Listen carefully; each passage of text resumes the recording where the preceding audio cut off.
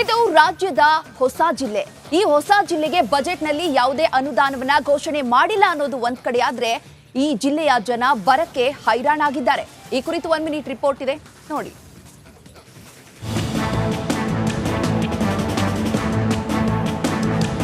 ರಣಭೀಕರ ಬರಗಾಲ, ಹನಿ ನೀರಿಗೂ ಹಾಹಾಕಾರ. ಭೀಕರ ಬರಗಾಲಕ್ಕೆ ವಿಜಯನಗರ ಜಿಲ್ಲೆ ತತ್ತರಿಸಿ ಹೋಗಿದೆ. ರಾಜ್ಯ ಸರ್ಕಾರ ಜಿಲ್ಲೆಯ 6 ತಾಲೂಕುಗಳನ್ನ ಬರಪೀಡಿತ ತಾಲೂಕು ಅಂತ ಘೋಷಣೆ ಮಾಡಿದೆ. ಜಿಲ್ಲೆಯ ಅಂತರ್ಜಲ ಮಟ್ಟ ಕುಸಿತಾ ಇದೆ. ಕೊಳವೆ ಬಾವಿಗಳು ಬತ್ತಾ ಇವೆ. ಮಳೆ ಇಲ್ದ ಒಣಗಿ ಹೋಗೈತೆ ಸರ್. ಇದರಲ್ಲಿ ಕರೆಂಟ್ ಕೂಡ ಕೊಡ್ತಾ ಇಲ್ಲ. ಎಲ್ಲ ಲಾಸ್ ಆಗಿ ಹೋಗೈತಿ. 1 ಲಕ್ಷ ರೂಪಾಯಿ ಖರ್ಚು ಮಾಡಿದ್ವಿ. ಬೋರು 2 ಲಕ್ಷ ಇಟ್ಲೆ ಬೋರ್ ಕೊರಿಸಿದ್ವಿ, ನೀರು ಬಿದ್ದಿಲ್ಲ. ಎಲ್ಲ ಹಾಳಾಗಿ ಹೋಗೈತಿ. ಸರ್ಕಾರದಿಂದ ನಮಗೇನು ಸವಲತ್ತು ಬರ್ತಾ ಇಲ್ಲ. ಹಿಂಗಾಗಿ ನಾವು ರೈತರು ಹಾಳಾಗಿಬಿಟ್ಟಿದ್ವಿ. ನಮಗೆ ಯಾವ ಪರಿಹಾರನೂ ಕೊಟ್ಟಿಲ್ಲ. ಯಾರು ಬಂದು ಇವತ್ತಿಗೂ ಏನಂತ ನಮ್ಮ ಕಣ್ಣೆತ್ತಿ ನೋಡಿಲ್ಲ ಯಾವ ಸರ್ಕಾರದವರು. ಅಂತರ್ಜಲ 400-500 ಗಟ್ಟಲೆ ಬೋರ್ ಕೊರಿಸಿದ್ದೀವಿ ರೀ, ಒಂದು ಹನಿ ನೀರು ಬಿದ್ದಿಲ್ಲ. ಹಾಗಾಗಿ 2 ಲಕ್ಷ ಗಟ್ಟಲೆ ಖರ್ಚು ಮಾಡಿದ್ದೀವಿ. ನೀರೇ ಬರ್ತಾ ಇಲ್ಲ. ಇಲ್ಲಿ ಮಳೆ ಇಲ್ದಕ್ಕ ಎಲ್ಲ ಹಾಳಾಗಿ ಇದಾಗಿಬಿಟ್ಟೈತೆ ರೀ. ಅಂತರ್ಜಲ ಮಟ್ಟ ಕುಸಿದಿದ್ರಿಂದ 300-500ಕ್ಕೂ ಅಧಿಕ ಕೊಳವೆ ಬಾವಿಗಳು ಬತ್ತಿ ಹೋಗಿವೆ. ಒಂದು ಕೊಳವೆ ಬಾವಿಯಲ್ಲಿ 3-4 ಇಂಚು ಬರ್ತಿದ್ದ ನೀರು ಈಗ ಕೇವಲ ಅರ್ಧ ಇಂಚಿಗೆ ತಲುಪಿದೆ ಅಂತರ್ಜಲ ಮಟ್ಟ. ಅಂತರ್ಜಲ ಮಟ್ಟ ಕುಸಿತದಿಂದ ಬೆಳೆಗಳು ಒಣಗ್ತಾ ಇವೆ. 100 ಅಡಿಗೆ ಸಿಗ್ತಾ ಇದ್ದ ನೀರು 500 ಅಡಿ ಕೊರೆದ್ರೂ ಸಿಗ್ತಾ ಇಲ್ಲ. ಮಳೆ ಬರ್ಲಾರ್ದಕ್ಕಾಗಿ ಕಬ್ಬು ಎಲ್ಲ ಅದನ್ನ ಮಳೆ ಬರ್ತೈತೆ ಅನ್ನೋ ಒಂದು ಭಾವನೆಲಿದ್ದ ಹಾಕಿದ್ದೀವಿ. ಎಲ್ಲ ಲಾಸು ಫುಲ್ಲು ಏನೇನಿಲ್ಲ, ಎಲ್ಲ ಒಣಗೋಗ್ಬಿಟ್ಟೈತಿ. ಹಾಗಾಗಿ ಭಾಳ ಪ್ರಾಬ್ಲಮ್ ಆಗಿಬಿಟ್ಟೈತೆ ಸರ್. ಏನಿಲ್ಲ ಇದ್ರಾಗ ಇಲ್ಲಿದ್ದ ಏನು 1 ರೂಪಾಯಿನೂ ಬರಂಗಿಲ್ಲ. ಇದು ಎಲ್ಲ ಸುಟ್ಟೋಗ್ಬಿಟ್ಟೈತಿ. ಇದು ಏನು ಬೆಂಕಿ ಹಚ್ಚೋದು ಅಂದೇ ನಿಂತಿರೋದು ಈಗ ಇದ್ರಾಗಲಿದ್ದ ಏನು 1 ರೂಪಾಯಿನೂ ಬರ್ತೈತೆ ಅನ್ನಂಗಿಲ್ಲ. 3-4 ಲಕ್ಷ ಖರ್ಚು ಮಾಡಿದ್ದೂ ವೇಸ್ಟ್ ವ್ಯರ್ಥ. ಅದು ಬಡ್ಡಿನೂ ಕಟ್ಟೋಕ್ಕಾಗ್ತಾಯಿಲ್ಲ. ಅವ್ರು ಸಾಲಗಾರು ಬರೋದು, ಮನೆಗೆ ಅಡ್ಡಾಡೋದು ಅವ್ರದ್ದು ಇದಾಗ್ತೈತಿ. ಒಂದು ಗೊಬ್ಬರ ತರ್ಬೇಕಂದ್ರೆ ಎಷ್ಟು ರೇಟ್ ಐತೆ ಅಂತ ಗೊತ್ತಿದೆ. ಹಾಗಾಗಿ ಎಲ್ಲ ತಂದು ಹಾಕಿ ಭಾಳ ಕಷ್ಟಗಳು ಅನುಭವಿಸಕೈತಿ ಸರ್ ರೈತರದು. ಇತ್ತ ತುಂಗಭದ್ರಾ ಜಲಾಶಯದಲ್ಲೂ ನೀರಿನ ಪ್ರಮಾಣ ಭಾರಿ ಕುಸಿತ ಕಂಡಿದೆ. ಕುಡಿಯೋದಕ್ಕೆ ನೀರು ಸಿಗದೇ ಇರುವ ದುಸ್ಥಿತಿ ನಿರ್ಮಾಣ ಆಗಿದೆ. ನೀರಿಲ್ಲದೆ ಬೆಳೆ ಒಣಗ್ತಾ ಇರೋದ್ರಿಂದ ಕೈಗೆ ಬಂದ ತುತ್ತು ಬಾಯಿಗೆ ಬಾರದಂತಾಗಿದೆ ರೈತರ ಸ್ಥಿತಿ.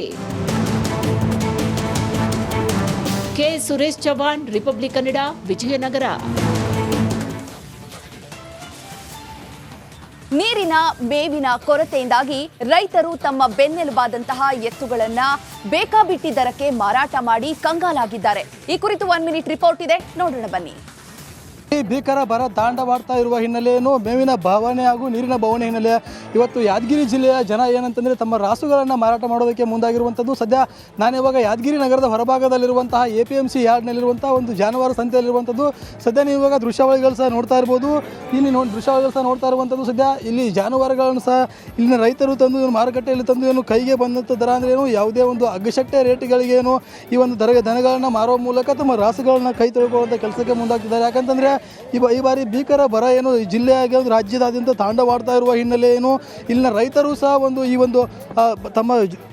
ತಮ್ಮ ಜಮೀನಿನ ಉಳುಮೆಗಾಗಿ ತಂದಿಟ್ಕೊಂಡಂಥ ರಾಸುಗಳನ್ನೇನು ಹಸು ಆಗಿರ್ಬೋದು ಮತ್ತು ಎತ್ತುಗಳನ್ನು ಕೈಗೆ ಬಂದಂಥ ರೇಟಿಗೆ ಮಾರೋ ಮೂಲಕ ತಮಗೆ ಏನು ತಮ್ಮ ಜೀವನೋಪಾಯ ನಡೆಸುವುದಕ್ಕಾಗಿ ಬೆಂಗಳೂರು ಸೇರಿದಂತೆ ವಿವಿಧ ಮಹಾನಗರಗಳತ್ತ ಏನು ವಲಸೆಯನ್ನು ಹೊರಡ್ತಿದ್ದಾರೆ.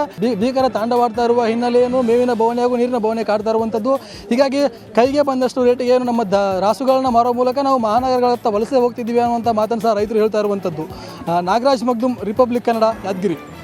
ಅದು ಏಷ್ಯಾದ 2ನೇ ಅತಿ ದೊಡ್ಡ ಕೆರೆ. 12ನೇ ಶತಮಾನದಲ್ಲಿ ನಿರ್ಮಾಣ ಮಾಡಿದ ಆ ಕೆರೆಯ ನೀರನ್ನು ಅವಲಂಬಿಸಿ ಸುಮಾರು 200ಕ್ಕೂ ಹೆಚ್ಚು ಹಳ್ಳಿಗಳು ಅವಲಂಬಿಸಿ ಜೀವನಕ್ಕೆ ಆಧಾರವಾಗಿರುವಂಥ ಕೆರೆ ಅದು. ಆದರೆ ಭೀಕರ ಬರಗಾಲದಿಂದಾಗಿ ಆ ಕೆರೆಗೂ ಕೂಡ ಜಲಕ್ಷಾಮ ಎದುರಾಗಿದೆ.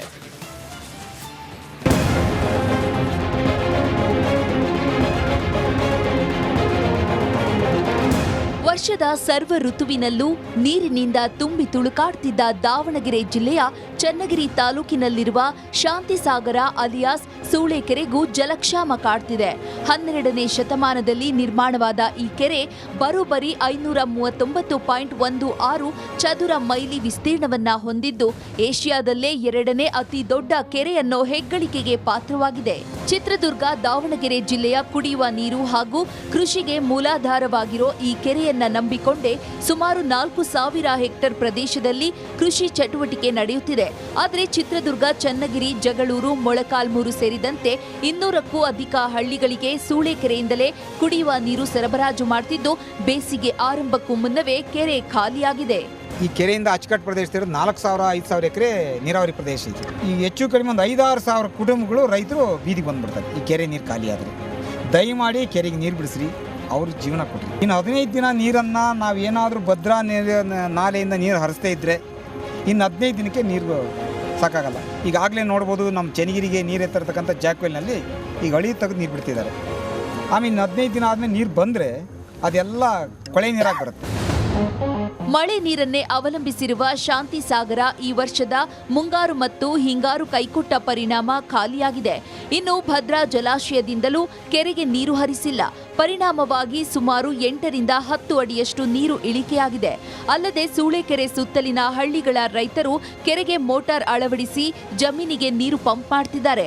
ಪರಿಸ್ಥಿತಿ ಹೀಗೆ ಮುಂದುವರೆದ್ರೆ 10ರಿಂದ 15 ದಿನದಲ್ಲೇ ಕೆರೆ ಸಂಪೂರ್ಣವಾಗಿ ಬರಿದಾಗಲಿದೆ. ವಿಠಲ್ ಕ್ಯಾರವಾಡ್, ರಿಪಬ್ಲಿಕ್ ಕನ್ನಡ, ದಾವಣಗೆರೆ. ಬಬಲಾದಿ ಮಠ ಅಂದ್ರೆ ಉತ್ತರ ಕರ್ನಾಟಕ ಭಾಗದಲ್ಲಿ ತನ್ನದೇ ಆದಂತ ಮಹತ್ವವನ್ನ ಹೊಂದಿದೆ. ಈ ಬಬಲಾದಿ ಮಠದ ಕಾಲಜ್ಞಾನ 100ಕ್ಕೆ 100 ಸತ್ಯ ಅನ್ನೋ ನಂಬಿಕೆ ಕೂಡ ಇದೆ. ಈ ಶಿವರಾತ್ರಿ ದಿನದಂದು ಬಬಲಾದಿ ಮಠದ ಜಾತ್ರೆ ಬಂದಿದ್ದು ಊರ ಮಂದಿ ಎತ್ತಿನ ಗಾಡಿ ಮೂಲಕ ದವಸ ಧಾನ್ಯಗಳನ್ನು ತರ್ತಾ ಇದ್ದಾರೆ. ಈ ಕುರಿತಾಗಿ ಒಂದು ವಿಶೇಷ ವರದಿ ಇದೆ, ನೋಡೋಣ ಬನ್ನಿ.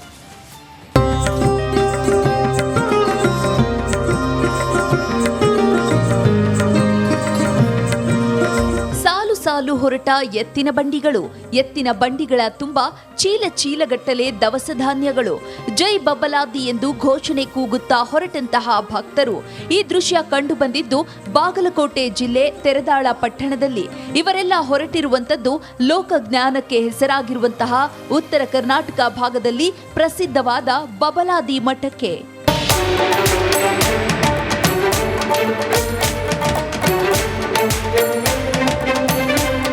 ಲೋಕಜ್ಞಾನ ಭವಿಷ್ಯದ ಮೂಲಕ ಇಡೀ ಉತ್ತರ ಕರ್ನಾಟಕ ಭಾಗದಲ್ಲಿ ಪ್ರಸಿದ್ಧವಾಗಿರುವ ಬಬಲಾದಿ ಮಠಕ್ಕೆ ತಮ್ಮ ಬೇಡಿಕೆಗಳನ್ನು ಕೇಳಿಕೊಂಡು ಭಕ್ತರು ಬರ್ತಾರೆ. ಈ ಮಠಕ್ಕೆ ಭಕ್ತರು ದವಸ ಧಾನ್ಯದ ರೀತಿಯಲ್ಲಿ ದಾನ ಮಾಡ್ತಾರೆ.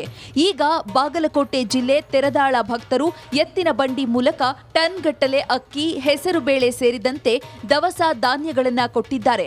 75 ಕಿಲೋಮೀಟರ್ ವರೆಗೆ ಬಂಡಿ ಮೂಲಕ ತೆರಳಿ ಬಬಲಾದಿ ಮಠಕ್ಕೆ ಕೊಟ್ಟು ಬಂದಿರುವುದು ಅವರ ಭಕ್ತಿಗೆ ಸಾಕ್ಷಿಯಾಗಿದೆ.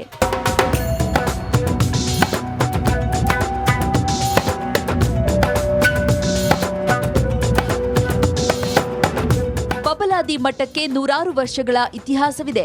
ಬಬಲಾದಿ ಅಜ್ಜರ ಕಾಲಜ್ಞಾನದ ಮೂಲಕವೇ ಇದು ಹೆಸರಾಗಿರೋದು. ಇದರಿಂದ ವಿಜಯಪುರ, ಬಾಗಲಕೋಟೆ, ಬೆಳಗಾವಿ ಸೇರಿದಂತೆ ಉತ್ತರ ಕರ್ನಾಟಕ ಭಾಗದಲ್ಲಿ ಕೋಟಿ ಭಕ್ತರಿದ್ದಾರೆ. ಪ್ರತಿ ವರ್ಷ ಶಿವರಾತ್ರಿ ವೇಳೆ ಬಬಲಾದಿ ಜಾತ್ರೆ ನಡೆಯುತ್ತೆ. ಜಾತ್ರೆಗೆ ಬರುವ ಲಕ್ಷಾಂತರ ಭಕ್ತರಿಗೆ ಪ್ರಸಾದವಾಗಿ ದವಸ ಧಾನ್ಯ ಬಳಕೆಯಾಗುತ್ತೆ. ಒಟ್ನಲ್ಲಿ ಬಬಲಾದಿ ಭಕ್ತರ ಭಕ್ತಿ ಅಪಾರವಾಗಿದ್ದು ಎತ್ತಿನ ಗಾಡಿ ಮೂಲಕ ದವಸ ಧಾನ್ಯವನ್ನ ಸಮರ್ಪಿಸಿ ಭಕ್ತಿ ಮೆರೆದಿದ್ದಾರೆ.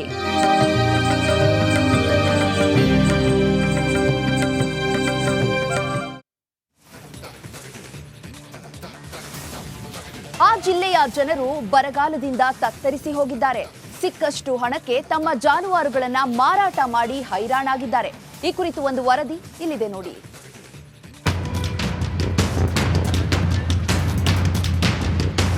ರೈತ ದೇಶದ ಬೆನ್ನೆಲುಬಾದ್ರೆ ಎತ್ತುಗಳು ಅನ್ನದಾತರ ಬೆನ್ನೆಲುಬು. ಎತ್ತಿನ ಬಂಡಿ ಇಲ್ಲದೆ ರೈತರ ಬಾಳಬಂಡಿ ಮುಂದೆ ಸಾಗಲ್ಲ. ಆದ್ರೆ ಬೆಂಬಿಡದೆ ಕಾಡ್ತಿರೋ ಬರಗಾಲ ಅನ್ನದಾತರ ಆತ್ಮಸ್ಥೈರ್ಯವನ್ನ ಕಸಿದಿದೆ. ಕಷ್ಟ ಕಾಲದಲ್ಲಿ ಜೊತೆಯಾಗಿ ಹೆಜ್ಜೆ ಹಾಕಿದ ಜಾನುವಾರುಗಳನ್ನ ಸಾಕಲಾಗದೆ ಸಂತೆಯಲ್ಲಿ ಗೀಟಿದಷ್ಟು ಬೆಲೆಗೆ ಮಾರ್ತಿದ್ದಾರೆ.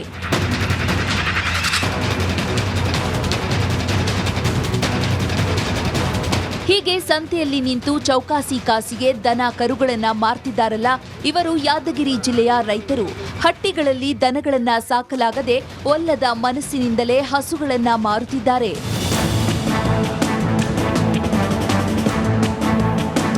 ಇಷ್ಟು ದಿನ ಮಳೆಯನ್ನ ನಂಬಿ ವ್ಯವಸಾಯ ಮಾಡ್ತಿದ್ದ ಅನ್ನದಾತರ ಭವಿಷ್ಯ ಮಂಕಾಗಿದೆ.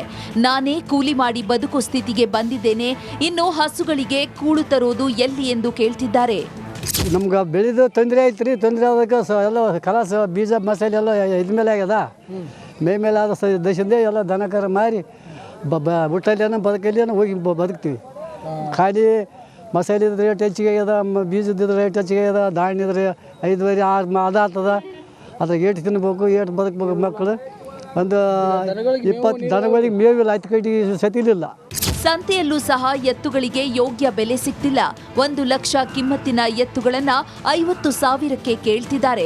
ಕಟುಕರು ಇದೇ ಚಾನ್ಸ್ ಅಂತ ಮಾರುಕಟ್ಟೆಯಲ್ಲಿದ್ದ ದನಗಳನ್ನೆಲ್ಲ ಅವರೇ ಖರೀದಿ ಮಾಡ್ತಿದ್ದಾರೆ. ರೈತರು ಯಾರು ಎತ್ತುಗಳ ಖರೀದಿಗೆ ಮುಂದಾಗ್ತಿಲ್ಲ ಅಂತ ರೈತರೊಬ್ಬ ನೋವು ತೋಡಿಕೊಂಡ್ರು.